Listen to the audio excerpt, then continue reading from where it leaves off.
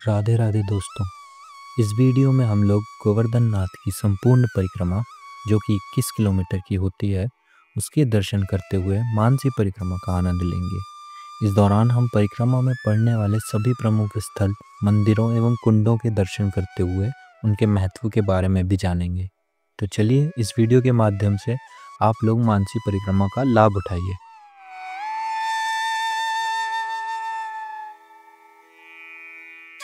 तो हम लोग दानघाटी से परिक्रमा प्रारंभ करते हुए संकर्षण कुंड के दर्शन करेंगे।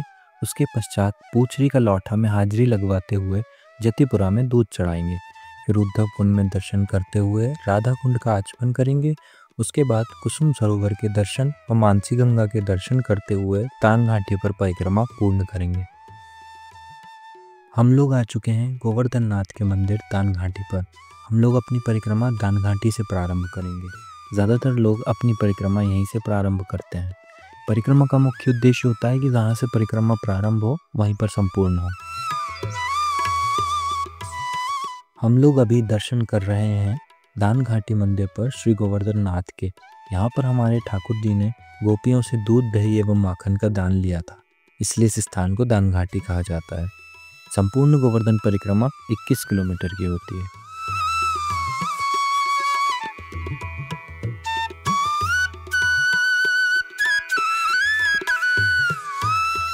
दानघाटी मंदिर के बिल्कुल सामने से परिक्रमा मार्ग प्रारंभ होता है, जहां लोग दंडवत प्रणाम करके गोवर्धन नाथ की परिक्रमा प्रारंभ करते हैं। तो चलिए हम लोग भी गिरिराज महाराज को दंडवत प्रणाम करके अपनी परिक्रमा प्रारंभ करते हैं। बोलिए गोवर्धन नाथ की जय।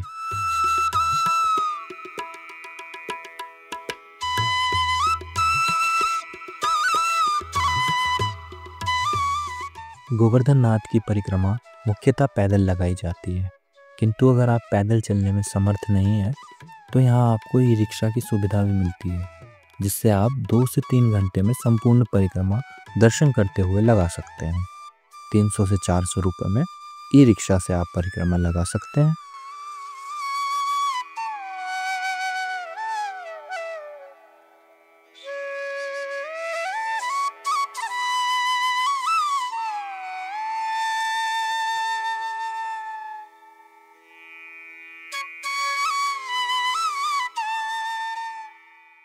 परिक्रमा करते हुए हमारा प्रथम पड़ाव है संकर्षण कुंड। संकर्षण कुंड का नाम हमारे कन्हैया के बड़े भाई दाऊ जी के नाम पर पड़ा, जिनका नाम संकर्षण भी है।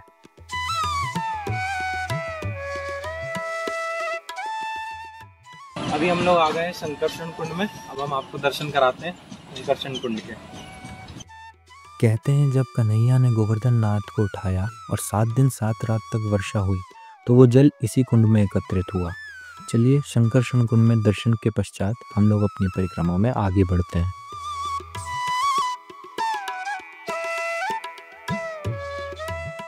वैसे तो गोवर्धन नाथ की परिक्रमा 24 घंटे लगाई जा सकती है, किंतु अधिक गर्मी पड़ने पर रात्रि में परिक्रमा लगाई जाती है एवं सर्दियों के मौसम में आप दिन में भी परिक्रमा लगा सकते हैं। परिक्रमा में आपको अनेकों मंदिरों के अनेकों कुंडों के दर्शन प्राप्त होते हैं। अभी हम लोग दर्शन कर रहे हैं श्री साक्षी गोपाल जी के।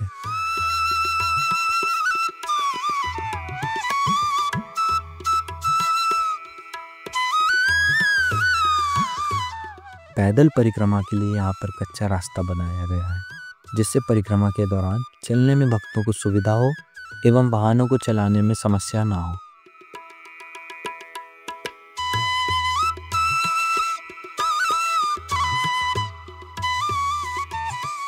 हम लोग पहुंच चुके हैं अपने अगले पड़ाव पूछरी का लौठा पर।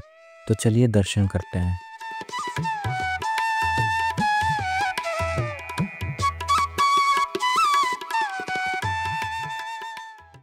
पूछरी का लौठा मंदिर पर भगवान के बाल सखा मधुमंगल जी विराजमान हैं, जो परिक्रमा लगाते हुए भक्तों की हाजिरी लगाते हैं। इन्हें हनुमान जी का स्वरूप भी माना जाता है। यहाँ की मान्यता है कि जब कन्हैया ब्रज से गए तो उन्होंने अपने सखा को कहा कि मैं कल परसों में लौट आऊँगा। जब सखियाँ कान्हा को ढूंढती हुई आईं तो उन्होंने आपस में कहा कि कान्हा के परम सखा को ज़रूर पता होगा। ऐसा कह के वह एक दूसरे से बोली, तू पूछ रही कान्हा लौटा कि नहीं लौटा। ऐसा बोलने की वजह से इस जगह का नाम पूछरी का लौठा पड़ा। तो चलिए दर्शन के पश्चात हम लोग परिक्रमा में आगे बढ़ते हैं। गोवर्धन नाथ की परिक्रमा मुख्यतः 2 भागों में की जाती है, बड़ी परिक्रमा एवं छोटी परिक्रमा। बड़ी परिक्रमा जो अभी हम कर रहे हैं 11 किलोमीटर की होती है एवं छोटी परिक्रमा 10 किलोमीटर की होती है। परिक्रमा मार्ग में काफ़ी बंदर आपको रास्ते में मिलेंगे।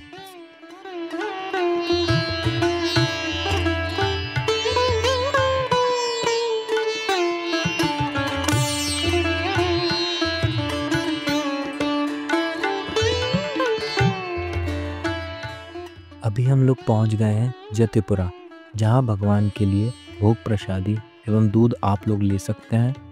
हम भी यहाँ से दूध एवं यहाँ की प्रसिद्ध आलू की जलेबी ले लेते हैं एवं चलते हैं श्री गिरिराज जी के मुखारविंद के दर्शन करने।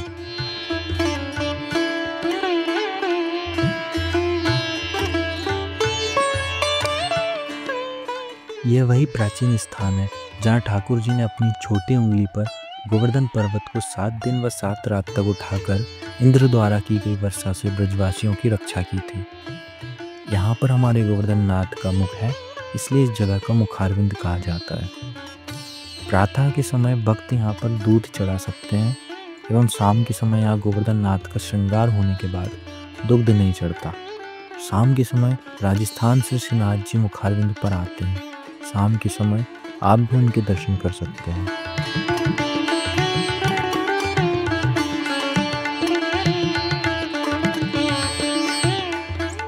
मुखारविंद दर्शन करके जब हम आगे बढ़ते हैं तो हमें दर्शन होते हैं श्री गिरिराज जी की दंडवती शिला के। यह माना जाता है कि इनकी 7 परिक्रमा देने से हमें एक संपूर्ण परिक्रमा का फल प्राप्त होता है।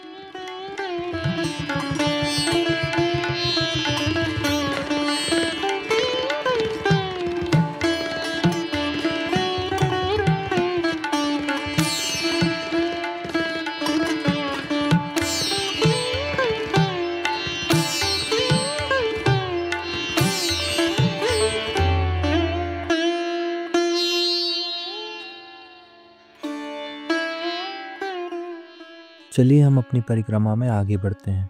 परिक्रमा मार्ग में हमें भक्त दंडवती परिक्रमा लगाते हुए भी मिलते हैं, जो लगभग 7 से 8 दिन में पूरी होती है। यहाँ पर हमारी 11 किलोमीटर की बड़ी परिक्रमा पूर्ण होती है और 10 किलोमीटर की शेष छोटी परिक्रमा प्रारंभ होती है, जिसमें कुछ बाजारों से होते हुए हम लोग आगे बढ़ते हैं। परिक्रमा करते समय हमारे दाहिने हाथ पर श्री गिरिराज जी होते हैं, तो आप लोग भी जब परिक्रमा लगाने आए तो साफ सफाई का अवश्य ध्यान दें। परिक्रमा करते हुए आपको चाय, पानी, जूस एवं अन्य सुविधाओं की सारी व्यवस्थाएं मिलती हैं।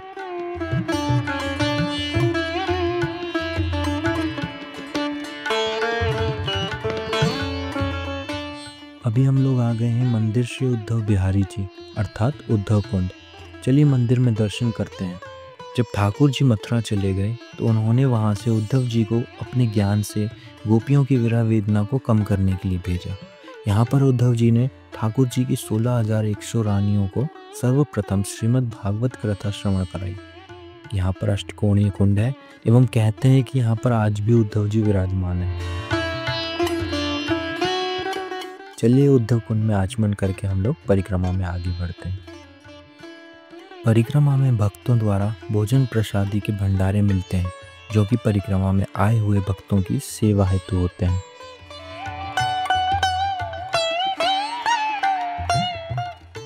हमारे परिक्रमा मार्ग में राधा कुंड से पहले आपको कई दुकानें मिलती हैं, जहां से आप असली तुलसी माला एवं अन्य पूजन सामग्री ले सकते हैं। अभी हम लोग आ चुके हैं राधा कुंड पर। यहाँ पर आचमन एवं दर्शन करते हैं।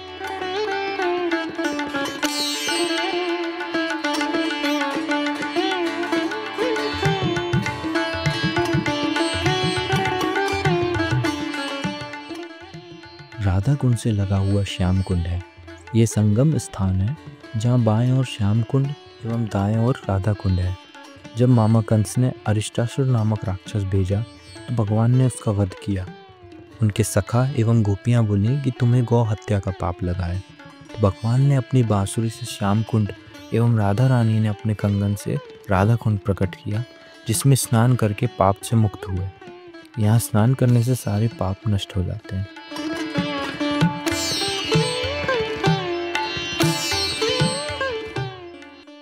हम भी यहाँ आचमन करके परिक्रमा में आगे बढ़ते हैं। परिक्रमा में आपको ऐसे बोर्ड हर कुछ मीटर पर मिलते हैं जिसमें आपको पता लगता है कि हमारी कितनी परिक्रमा और शेष है। राधा कुंड से आगे बढ़कर हमें दर्शन होते हैं ललिता कुंड के।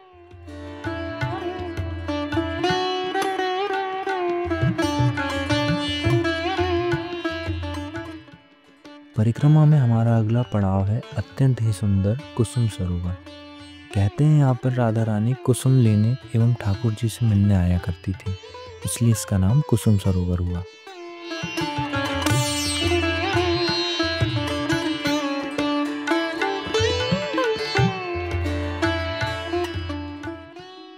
कुसुम सरोवर से परिक्रमा का अंतिम पड़ाव बचता है। हम लोग आगे बढ़ते हैं मानसी गंगा के लिए।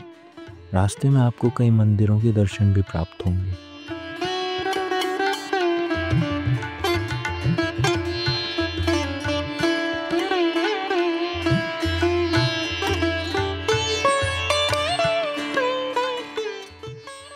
अभी हम लोग आ चुके हैं मानसी गंगा पर। यहाँ पर आप लोग दर्शन करते हुए मानसी गंगा में स्नान भी कर सकते हैं। जब नंद बाबा एवं अन्य ब्रजवासियों ने गंगा स्नान की कामना जताई तो कन्हैया ने मन से गंगा प्रकट करी, इसलिए इनका नाम मानसी गंगा पड़ा। यहाँ स्नान करके गंगा स्नान का पुण्य प्राप्त होता है।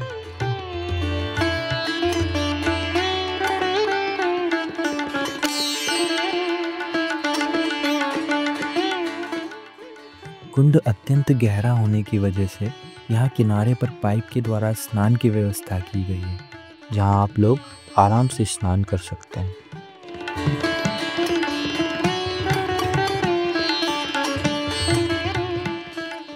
और इसी के साथ दान घाटी पहुंचकर आपकी और हमारी परिक्रमा पूर्ण होती है। बोलिए गिरिराज धरण की जय।